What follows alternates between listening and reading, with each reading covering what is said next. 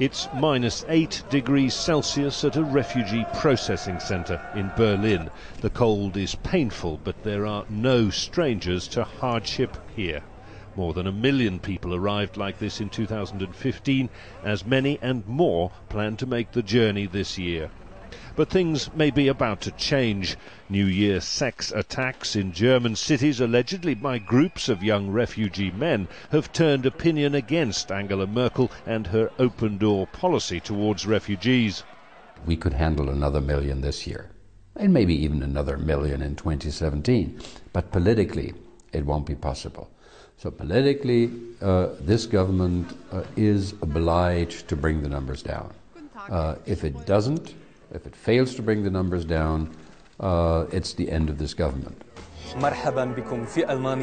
Journalist and television host Konstantin Schreiber uses fluent Arabic to help refugees integrate into German society.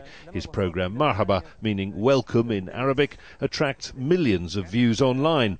He agrees the system is close to breaking point. We are now in a process of finding out if this experiment is working out or if it will actually fail and be of huge damage to our society here. We're at the risk of taking the extreme opposite, like closing the doors again and maybe getting a very negative attitude towards refugees that hasn't been there before.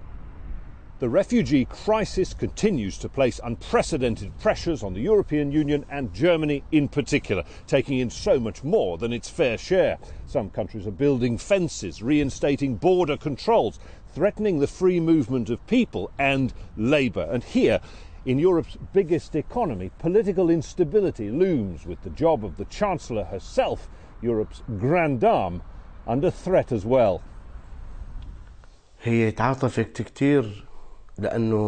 Angela Merkel was sympathetic to the situation because she saw that it was a humanitarian issue.